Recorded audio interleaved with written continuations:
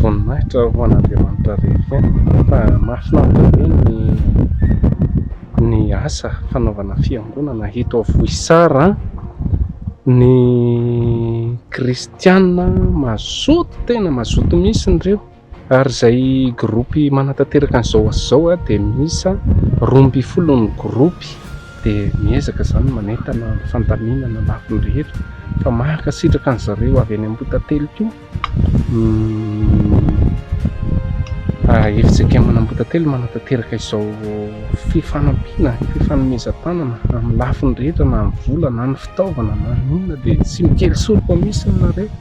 Andriamanitra ny fiadanana mba sy hitahy anareo amin'izay rehetra atao, fa dia faly izay aty Vohisara jerenareo manokana ka dia aoka mba fitohy ny fankatiavana sy ny fanazana eo amintsika, fa dia mankasitraka indrindra zareo